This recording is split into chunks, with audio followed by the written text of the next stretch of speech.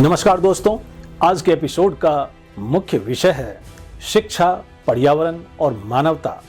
सोच बदलने वाले एक शिक्षाविद के दूरदर्शी नेतृत्व की प्रेरक गाथा।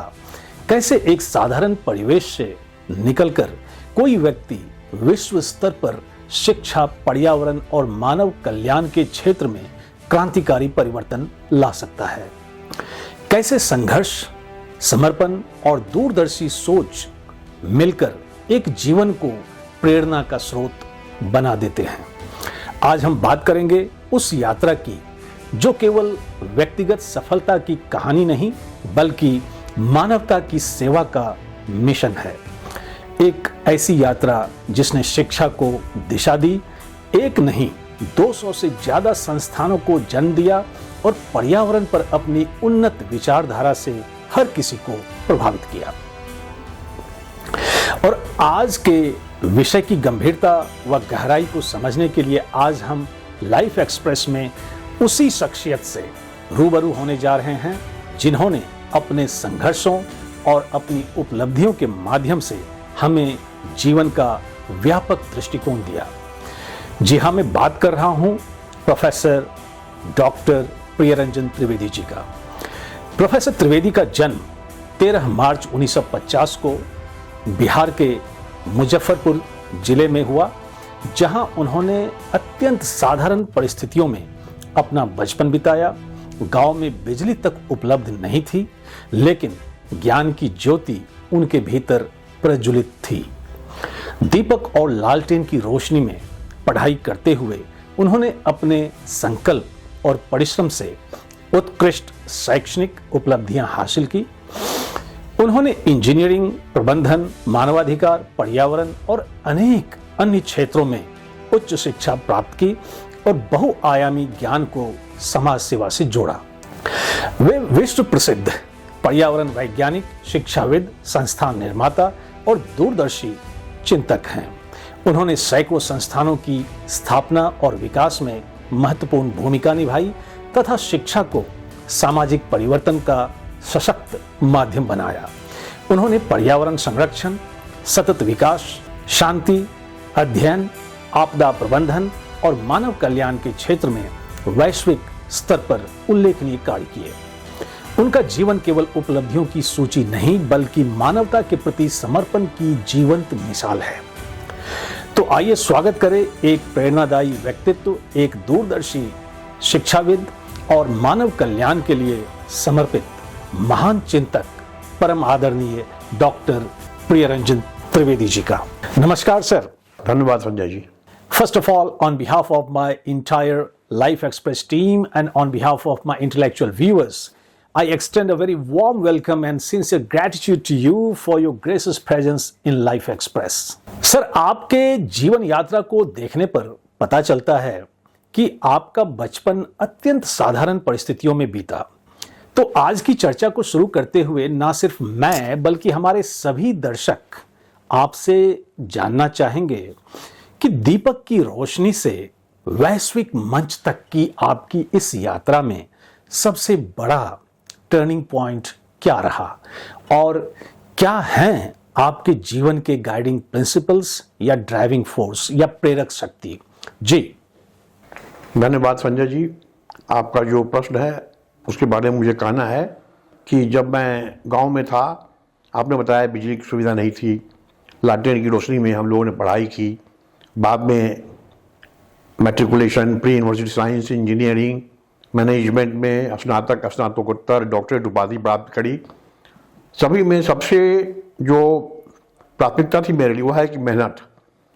मैं बहुत बुद्धिमान हूँ नहीं, लेकिन मैंने देखा कि अगर मेहनत मैं करूँ, और जब मैं 7 वर्ष का था तब से मुझे याद है कि प्रतिदिन आज तक मैं कम से कम 19 से 20 घंटा काम करता हूँ। तो मुझे लगता है कि बाकी लोगों की तुलना में अगर 4 घंटा भी करता हूँ और अगर पिछले मैं 70 वर्षों से काम कर रहा हूँ, तो ऐसी हालत में जो परिणाम होंगे वो जो भिन्न होंगे, वही मैं देख रहा हूँ कि जो मेरी निष्ठा है, कार्य करने के लिए लगन है, उसी को मैं सबसे प्राथमिक मानता हूँ। और उसी के चलते मैं देखता हूँ कि मैंने जो अपने सिद्धांत बनाए हैं, जिसमें हमें देखना है कि हमें अगर लक्ष्य पूरा करना है तो लक्ष्य ईमानदारी पूर्वक लक्ष्य को पूरा करना चाहिए। उसमें ये नहीं है कि हमें पैसा कमाना है, वो हमारा एक बाई प्रोडक्ट है। हमें जनता की सेवा, जनता की भलाई कैसे करनी है उसके बारे में हम चिंता करें और उसी को ध्यान रखते हुए आगे बढ़ते चले गए। और इसी का परिणाम है कि जितनी समस्याएं हैं उसका उचित निदान क्या होगा मेरे पास है। चाहे वो अशांति की बात हो, बेरोजगारी की बात हो, प्रदूषण और नियंत्रण की बात हो, दोषपूर्ण शिक्षा नीति से उभरकर आने की बात हो, या जनसंख्या विस्फोट की बात हो। या बहुत सुंदर, बहुत अच्छा sir. And that will take me to another pertinent question. आपने विश्व भर में अनेक संस्थानों की स्थापना और मार्गदर्शन किया। एक सफल और प्रभावशाली संस्थान बनाने के लिए सबसे आवश्यक 3 तत्व क्या हैं आपके अनुसार? जी धन्यवाद। आप सही बता रहे हैं कि मैंने भारत ही नहीं बल्कि कई देशों में, बहुत सारे देशों में जाकर उनकी समस्याओं को समझा है, उसका निदान किया है। मुझे कभी नहीं लगा कि मैं भारत में हूँ तो ज़्यादा मैं योगदान दे पाऊँगा और दूसरी जगह नहीं। जानने के पहले मैंने उन देशों की समस्याएं क्या हैं, उनके सिद्धांत क्या हैं, व्यवहार कुशल कैसे बनना पड़ता है, इस पर हमने शोध किया। और संस्था निर्माण क्रम में हमने देखा कि जब तक लगन नहीं हो, आपको लक्ष्य निर्धारित न हो, और साथ ही साथ जो संस्था निर्माता है उसको यह मैं प्रशिक्षण देता हूँ कि संस्थाएं बनती कैसे हैं, बिगड़ती कैसे हैं, संस्थाएं ऋण क्यों होती हैं, संस्था अगर ऋण हो गई तो ऋणता निवारण के लिए क्या कुछ करनी पड़ेगी या करना पड़ेगा। और फिर यह भी देखना है कि संस्थाएं स्टैग्नेट क्यों कर जाती हैं। शायद आप बाद में पूछेंगे हमसे कि संस्थाएं क्यों 4-5 साल के बाद स्टैग्नेट करती हैं, उससे बचने के लिए क्या क्या उपाय होंगे शायद, तो वह भी मैं बताता हूँ। जी, वो प्रश्न भी मेरे मन में है। साथ ही हम आपसे जानना चाहेंगे कि आपने जिन 200 से ज़्यादा शैक्षणिक संस्थानों को जन्म दिया है, उनकी मौजूदा स्थिति आज क्या है? जी, जितनी संस्थाओं का जन्म मैंने दिया है सभी जीवित हैं और वो कार्यरत हैं। अब इतनी संख्या क्यों बढ़ गई? पहला कारण ये है, कुछ तो ऐसी ज़रूरत थी जो समय के अनुसार मैंने देखा कि इसको स्थापित करना आवश्यक है। उदाहरण के लिए, जब मैंने पर्यावरण संस्थान, भारतीय पारिस्थितिकी और पर्यावरण संस्थान की स्थापना के बाद जो स्नातकोत्तर पाठ्यक्रम था उसको post graduate diploma in ecology environment को मास्टर डिग्री के समतुल्य घोषित करवाया 42 विश्वविद्यालयों से। यह एक इंटर यूनिवर्सिटी इंस्टीट्यूशन बन गया। फिर कुछ लोगों ने कहा कि कितना भी है, आप कहते हैं IIM की तरह डिप्लोमा दे रहे हैं लेकिन डिग्री क्यों नहीं दे रहे हैं। फिर मैंने देखा कि बात ठीक है। फिर उन विश्वविद्यालयों को कहा कि आप हमसे जुड़ जाएं और पढ़ाई मेरी होगी, एग्जाम आपका होगा, डिग्री आपकी होगी। बड़ा ही प्रचलित हुआ कि मैंने देखा कि कोई भी विश्वविद्यालय में रुचि, उनकी प्राथमिकता पर्यावरण नहीं है। एक थैंकलेस जॉब की तरह साइड में रखा हुआ है। बाकी जो उनके पुराने कन्वेंशनल विषय हैं, पारंपरिक, उन्हीं पर जोर है, ज्यादा खर्च है, जिससे कि बहुत फायदा समाज को नहीं है जी। लेकिन उसी में लोग भेड़ चाल की तरह चल रहे हैं। फिर मैंने देखा कि एक ही उपाय है कि विश्वविद्यालय का निर्माण क्यों नहीं किया जाए। तो फिर में हमने पूरे भारतवर्ष में हर एक मुख्यमंत्रियों के बीच एक हमने प्रतियोगिता रखी कि जो हमारे से पहले मिलेंगे उनके राज्य में इतना पैसा लगा देंगे। तो होड़ लग गई। आए 20 से ज्यादा राज्य आए, लेकिन समय लग गया। किसी को 2 महीना, 6 महीना, साल भर, 2 साल के बाद। नागालैंड, अरुणाचल 15 दिन के अंदर ही उन लोग आकर के, उनके मुख्यमंत्री, उनके मुख्य सचिव आए और उन्होंने कहा कि आप इसमें हमारे राज्य में आए। फिर हमने देखा कि चलो अच्छी बात है, एक अविकसित ऐसा राज्य है नॉर्थ ईस्ट में जहाँ किया जाए काम। तो ग्लोबल ओपन यूनिवर्सिटी की स्थापना की गई, जिसका नाम बदल के 2024 में राज्य सरकार ने इसको अंतर्राष्ट्रीय विश्वविद्यालय, इंटरनेशनल यूनिवर्सिटी किया ताकि वो फुल टाइम पढ़ाई हो। अब दूरस्थ शिक्षा बंद कर दी गई है, इसलिए कि अगर वहाँ के लोगों की सेवा करनी है तो पूर्णकालिक शिक्षा आवश्यक है। दुनिया भर के लोग आते हैं, पढ़ते हैं। उसमें बहुत सारे विषय रखे गए हैं जो एम्प्लॉयमेंट सेंट्रिक भी है और आज की नज़र में जैसे जरियाट्रिक केयर है, वृद्धजन सेवा। पढ़ाई कहीं नहीं होती है, दुनिया भर में जरूरत है लोगों की। बहुत सारे विषय हैं, ecology, environment, disaster management, sustainable development, को आपने सतत विकास कहा, उसको मैं प्रतिपालनीय विकास बोलता हूँ, एक ही बात है। तो उसी प्रकार टेक्नोलॉजी और मैनेजमेंट और साथ साथ मेडिकल साइंस को बढ़ाने के लिए इंदिरा गांधी टेक्नोलॉजिकल और मेडिकल साइंसेज की स्थापना की गई अरुणाचल प्रदेश में। उस प्रकार बहुत सारे देशों में भी लोगों ने कहा कि हमें मदद करिए। हमने कहा दो तरीका है। एक तरीका है कि आपके विश्वविद्यालय के किसी खास सेल को हम तंदुरुस्त करते हुए पर्यावरण और मानव अधिकार या आपदा प्रबंधन की बात करें।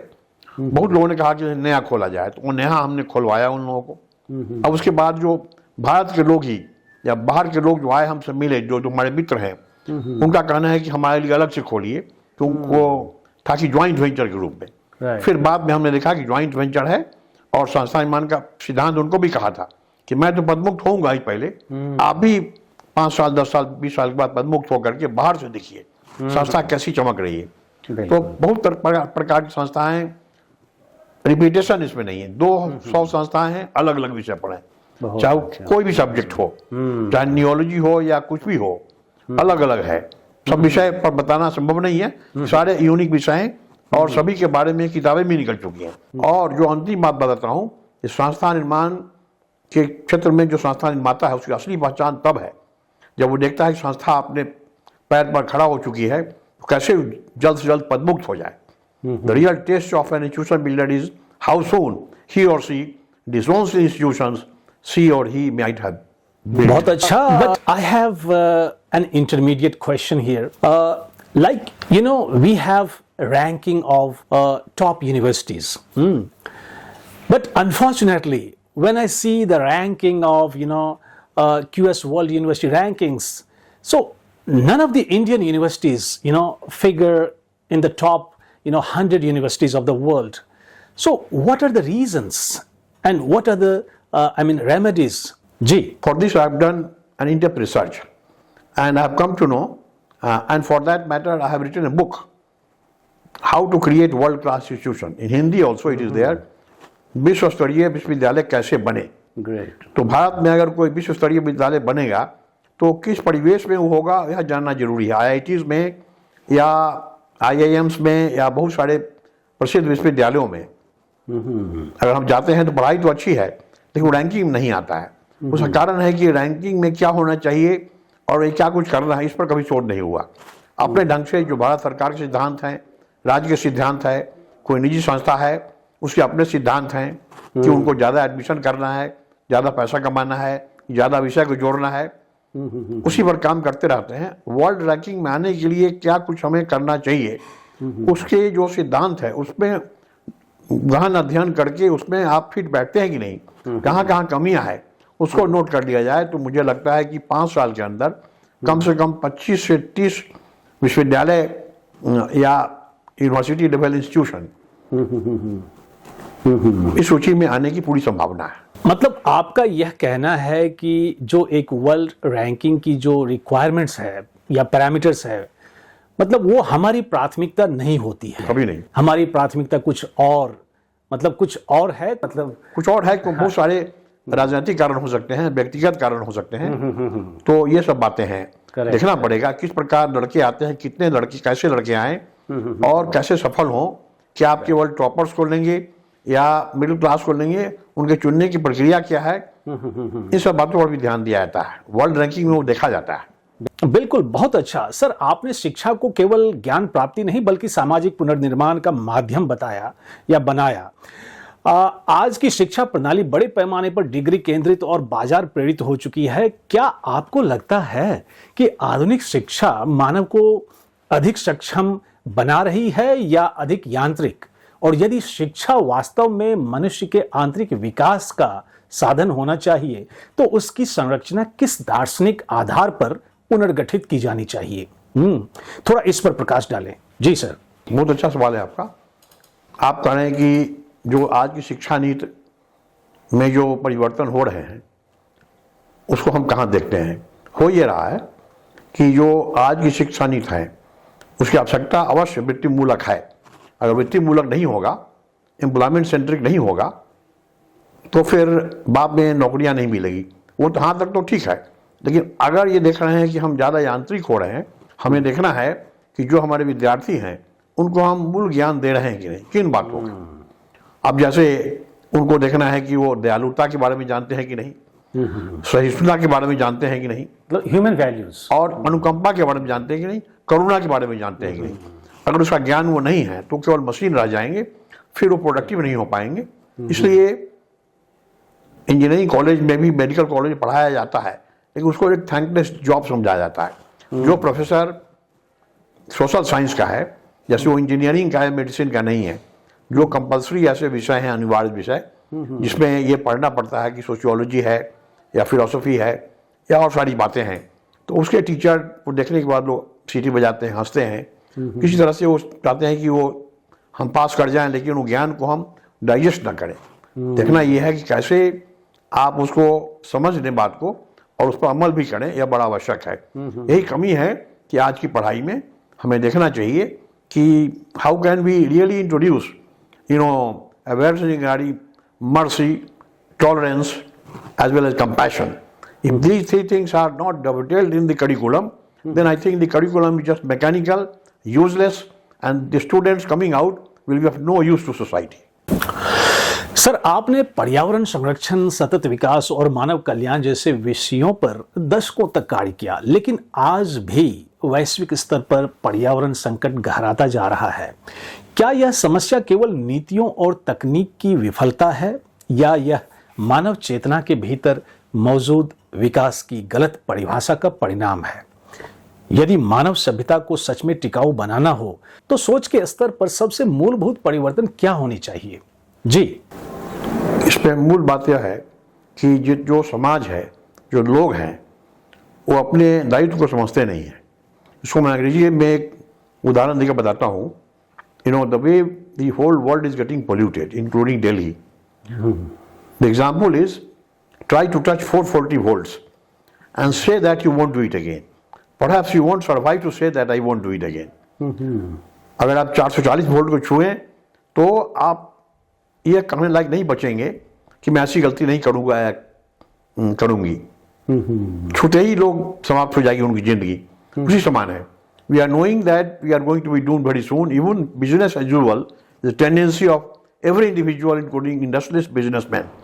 So what is badly required is attitudinal and behavioral change, and only then we can find the results. No doubt, the other regions, the technological problems are to be solved. Appropriate technology has to be taken out and has to be implemented. Most of the there are two types of governments. A government like India, we are very keen to depollute. हम चाहते हैं कि प्रदूषण मुक्त समाज हो, प्रदूषण मुक्त भारत हो, लेकिन हमारे पास तकनीक नहीं है, हमारे पास उतने फंड्स नहीं हैं, बहुत सारे पॉलिटिकल रीजंस हैं। अगर हमें उद्योग को बढ़ाना है तो कोई सरकार आई तो कहती है हम उद्योग बढ़ाना है तो चलो इस नियम को शिथिल कर दो, प्रदूषण मुक्त करने की जो प्रक्रिया है, जो मिनिस्ट्री बनी है, उसको सुला दो। और कोई सरकार आती है, उनकी प्राथमिकता अगर केवल बढ़ानी है पर्यावरण संरक्षण की गति को, तो फिर उसमें उद्योग की गति घट जाती है। बहुत सारी सरकारें ऐसी हैं जहाँ कहती नहीं हम प्रदूषण करेंगे, कोई बात नहीं है। जितने एडवांस कंट्रीज हैं उनके यहाँ प्रदूषण कम है, लेकिन फिर भी वो ऐसा फैलाते हैं कि दूसरे देशों में फैल जाए, क्योंकि पोल्यूशन हैज नो बाउंड्रीज। तो देखना पड़ेगा हमें कि हम ऐसी नीति बनाएं, लोगों को हम जागृत करें और साथ ही साथ जो उद्योगपति हैं उनको बताएं। There are two types of technologies. One is cleaning of technology और दूसरा है clean technology. तो अगर आगे उद्योग खुलेगा तो हमें clean technology लाना पड़ेगा। लेकिन जो पुराना है उसको हम बंद न करें, उससे दिक्कत हो जाएगी। उसके लिए क्लीनिंग ऑफ टेक्नोलॉजी है, साथ साथ करते हैं, लेकिन क्लीनिंग ऑफ टेक्नोलॉजी हो नहीं रही है। जमुना प्रदूषित क्यों हो गया? क्योंकि ऐसे कोई भी उद्योगपति नहीं है जो अपने गंध को फैलाता है, आगे बढ़ाता है और जमुना में फेंक देता है बिना किसी उसको सफाई किए हुए। कहने के लिए ट्रीटमेंट प्लांट को पता नहीं है, जो आपके पोल्यूशन कंट्रोल बोर्ड वहाँ के इंजीनियर जो, क्योंकि दे आर एकेडमिक लिटरेट्स, उनको ज्ञान नहीं है, उनके यहाँ जाइए तो कहेंगे कि लिस्ट ले लो, इनसे राय ले लो। जो राय देने वाले वो भी बड़े कमजोर थे। हम लोगों ने जब ये 1980 के बाद Indian institute of ecology environment और भारतीय पारिस्थितिकी एवं पर्यावरण संस्थान की स्थापना की गई, तत्कालीन प्रधानमंत्री ने इसका उद्घाटन किया। मैंने बताया सभी उद्योगपतियों को, चाहे वो लोक उपक्रम हो या निजी उपक्रम हो, कि आप हमसे बात करिए। जो France, Italy, Spain, Germany, Japan से आप परामर्श मत लीजिए, लेने पर उसका 20 गुना महंगा पड़ेगा, फिर भी वो उपयुक्त नहीं होगा। फिर हम लोगों को काम मिला, हम लोगों ने, अब जिसका काम 2 करोड़ था हमने उसको 10 लाख 12 लाख में कर दिया। क्योंकि मैं जानता हूं ज्यादा खर्च होटल में रहना अय्याशी करना है। तो वैसी हालत में उपयुक्त तकनीक क्या है उसको समझना है, लोगों को समझाना है और सरकार को भी जागृत होना पड़ेगा। बहुत अच्छा सर, आपके हर शब्द मैं कहूंगा कि आज की युवा पीढ़ी के लिए बहुत ही प्रेरणादायी है। Very thoughtful of you. आपको जितना सुनूं उतना ही और सुनने का मन करता है, लेकिन समय की थोड़ी मर्यादा है, इसलिए अब हम आज के सत्र की समाप्ति की ओर बढ़ेंगे। And to conclude our interaction, may I now request you to kindly give a message of peace and progress for society and mankind at large, so that we could create a better human, better society, better nation, better planet for a better tomorrow. और साथ में मेरा एक छोटा प्रश्न भी है आपसे कि यदि हम जीवन को एक दीर्घकालिक साधना माने तो क्या सफलता बाहरी उपलब्धियों से मापी जानी चाहिए या आंतरिक परिवर्तन से? और अपने संपूर्ण जीवन अनुभव के आधार पर आप मनुष्य के अस्तित्व का अंतिम उद्देश्य किस रूप में देखते हैं? व्यक्तिगत उत्कर्ष, सामाजिक योगदान या किसी व्यापक सार्वभौमिक चेतना से जुड़ाव? जी, ऐसा है कि हमें जीवन में मेहनत करते हुए, कार्यों को संपादित करते हुए यह देखना है कि समाज का भला हो रहा है कि नहीं। आपका हो न हो, आपका भला समाज के भलाई में ही है, आपको उसकी ओर चिंता नहीं करनी है। समाज का भला हो, समाज का कल्याण हो, जितनी समस्याएं हो उसका निदान हो, उसमें आप कैसे सहभागीदार बने, यह बड़ा अत्यावश्यक है। लेकिन उसके पहले हमें ये सोचना है, हम अंग्रेजी के 2 शब्दों को याद करना है, जिसकी हिंदी में बताऊंगा। पहला है नियोलॉजी। हालांकि मैं इकोलॉजी पढ़ाता हूं, लेकिन नियोलॉजी पूछेंगे कि what is neology? Neology the art and science of evolving a new doctrine. Hindi में कहते हैं नूतन मतावलंबन या विलक्षण मत। हमें देखना है कि अगर कोई समस्या का निदान नहीं हो रहा है, बेरोजगारी की समस्या का निदान नहीं हो रहा है, या प्रदूषण और उसके नियंत्रण की जो बात है उस पर काम नहीं हो रहा है, सफलता नहीं मिल रही है, अगर 2 महान शत्रु हैं हमारे, या कहें कि हमारी अशांति की समस्या दूर नहीं हो रही, तो कैसे होगा ये? देखना है कि आप you have to go for a neurological approach. नई कोई बात आप सोचें, पुरानी बात को भूल जाएं। किस प्रकार हम करेंगे? जैसे मैं कहूँ कि साहब अगर आप बेरोजगारी की समस्या कैसे दूर होगी, मैं कहता हूँ कि इसमें आप जो प्रदूषण और नियंत्रण की समस्या है उसको भी जोड़ लें। तो 2 महान शत्रु बेरोजगारी और प्रदूषण की समस्या को हम कैसे शोध करेंगे? दोनों की मैत्री कराइए। मैत्री कराने की जो बच्चा होगा पहला, उसका नाम होगा पर्यानुकूलित रोजगार सृजन, the creation of environment friendly and sustainable jobs. तो कहने का मतलब यह है कि हमें देखना है कि उचित क्या निकलेगा। तो ये नियोलॉजिकल अप्रोच से ही होगा, ऐसे कोई नहीं सोचता है। नई सोच क्या है? तो नूतन मतावलंबन के माध्यम से इसका निदान किया मैंने। दूसरा है the other word is newcracy. What is newcracy? Newcracy is governance by new people, नूतन शासन। मैंने ये कह रहा हूं कि साहब कोई बच्चा ही करे, सियाना करे, बूढ़ा करे नहीं, कोई भी करे, लेकिन faces must change. We are seeing for the last 50 years same 10-15 leaders in every political party are ruling or managing the country. They have a bias always. So in order to avoid the bias in them to be digested by the people of India and the rest of the world, better that we work on a principle of neocracy. ये बात हुई। इनको मिलाते हुए हमें देखना है कि किस प्रकार समाज आगे बढ़ेगा, और समाज को आगे बढ़ने के लिए हमें अपनी चिंता छोड़ देनी है। समाज के प्रति हमें कृतज्ञ होते हुए उनके कार्यों को आगे बढ़ाना है, और देखना है कि इसमें जितने भी आपके सिद्धांत हैं उसका समावेश करते हुए आप पीछे मुड़ के हमेशा देखें। Through a control mechanism we must look back and see whatever goals I had set, we are going on the same path और वी हैव डाइवर्टेड। यह देखना बड़ा जरूरी है। नहीं तो होता क्या है कि आप रास्ते पर चले और कहीं और भटक गए। दूसरी बात है कि अंग्रेजी का जो एक प्रिंसिपल है क्रिटिकल पाथ मेथड, कि हमें क्रिटिकल पाथ माध्यम और लीनियर प्रोग्रामिंग के माध्यम से जो मैथमेटिकल टेक्निक है, देखना है कि साहब कैसे जल्द से जल्द काम होगा। हमें अगर दिल्ली में यहाँ से कनाट प्लेस जाना है, 4 रास्ते हैं, चारों रास्तों में सबसे सुलभ रास्ता कौन होगा, यह या आपको तब पता चलेगा जो आप डिफरेंट टाइमिंग्स पर जाएं, कोई मॉर्निंग में जाएंगे, कोई दिन में जाएंगे, रात में जाएंगे, तो उसका पाथ फॉलो हुआ। तो किसी काम को करने के लिए कौन सा रास्ता सबसे अच्छा है, उसको चुनते हुए, समय की कमी है और दुनिया आगे बढ़ रही है, प्रदूषण के अलावा अभी जनसंख्या विस्फोट हो रही है, उसके लिए कैसे हम करेंगे। तो हर एक समस्या का अलग अलग निदान है। कैसे हम संचार व्यवस्था को नया बनाएंगे। United Nations fund for population activities, इसका नाम अब यूनाइटेड नेशंस पॉपुलेशन फंड हो गया है। उन्होंने 40 साल पहले मुझे बताया था, कहा था कि एक असाइनमेंट आप लें और बिहार के कुछ जिलों में कैसे ये जनसंख्या विस्फोट रुकेगी, इस पर मैंने काम किया। तो मैंने देखा था कि पुराने जो नारे हैं वो बेकार हैं, हम दो हमारे दो, वो नहीं। देखना है कि जो विभिन्न कौम के लोग हैं उनके लिए अलग अलग नारा होगा। हिंदू के लिए अलग, मुस्लिम के अलग, ईसाई के लिए अलग, बौद्ध के लिए अलग, जैन के लिए अलग, सिख के लिए अलग। So we will have to have a new communication strategy to reach out to people in order to have a control population size. ये देखना पड़ेगा। तो इन सब बातों को ध्यान रखते हुए अगर मैं शांति का संदेश दूं तो विश्व शांति बड़ा आवश्यक है। उसके लिए हमें भाईचारा के माध्यम से बढ़ना है आगे, और जो युवा पीढ़ी है उनको अपने आप को ईमानदारी पूर्वक काम करते जाना है, चाहे वो कौशल विकास का हो या राष्ट्र सेवा की हो, राजनीति की हो, सबको समान मानते हुए आगे बढ़ना है। Sir, we are immensely grateful to you for your scholarly presence with us today। और शिक्षा तथा पर्यावरण के क्षेत्रों में आपके उत्कृष्ट और सराहनीय कार्यों के लिए लाइफ एक्सप्रेस की जूरी ने आपके लिए एक अवार्ड की घोषणा की है, और वो अवार्ड है life express icon of India award. और आपके इस उपलब्धि पर मैं आपको अपने इंटेलेक्चुअल व्यूअर्स की ओर से ढेरों बधाई देता हूं। Heartiest congratulations. God willing we shall meet again in some other academic forum. Thank you for connecting with us today. Thank you so much. Thank you. धन्यवाद। LXP Icon of India Award is proudly presented to Dr.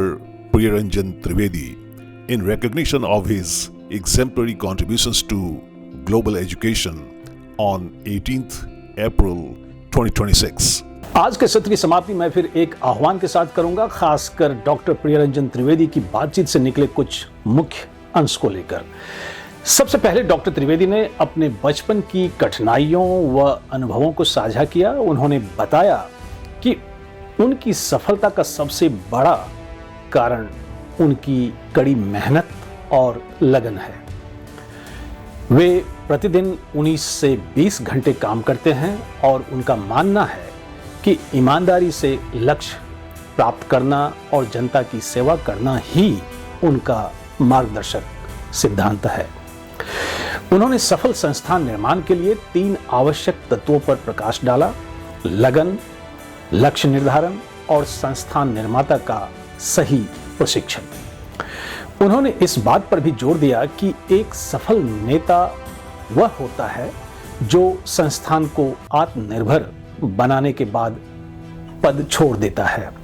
वक्ता ने भारतीय विश्वविद्यालयों की विश्व ranking में कमी के कारणों पर चर्चा की। उनका मानना है कि भारतीय संस्थान विश्व रैंकिंग के मापदंडों पर शोध नहीं करते और अपनी प्राथमिकताओं पर ही काम करते रहते हैं। उन्होंने सुझाव दिया कि यदि इन मापदंडों पर ध्यान दिया जाए तो 5 साल में 25 से 30 भारतीय विश्वविद्यालय शीर्ष 100 में आ सकते हैं। वक्ता ने आधुनिक शिक्षा प्रणाली की आलोचना की जो डिग्री केंद्रित और बाजार प्रेरित है। उन्होंने कहा कि शिक्षा को केवल यांत्रिक नहीं बनाना चाहिए बल्कि छात्रों में दयालुता, सहिष्णुता, मानवीय मूल्य और करुणा जैसे गुणों का विकास करना चाहिए। वक्ता ने पर्यावरण संकट को मानव चेतना में विकास की गलत परिभाषा का परिणाम बताया। उन्होंने कहा कि समस्या केवल नीतियों और तकनीक की विफलता नहीं है बल्कि लोगों में व्यावहारिक और दृष्टिकोण संबंधी बदलाव की आवश्यकता है। उन्होंने क्लीन टेक्नोलॉजी और क्लीनिंग ऑफ टेक्नोलॉजी के महत्व पर जोर दिया। वक्ता ने युवा पीढ़ी के लिए शांति संदेश दिया और नियोलॉजी, नूतन मतावलंबन और नियोक्रेसी, नूतन शासन के सिद्धांतों को समझाया। उन्होंने कहा कि समाज का भला करना और समस्याओं का नवीन तरीकों से समाधान खोजना ही जीवन का अंतिम उद्देश्य होना चाहिए। With those deliberations of Dr. Priyaranjan Trivedi, we close this episode और मिलते हैं अगले एपिसोड में समाज के एक और रोल मॉडल के साथ। Till then enjoy your time meaningfully, और हाँ, अपना और अपनों का भी ख्याल रखें। जय हिंद।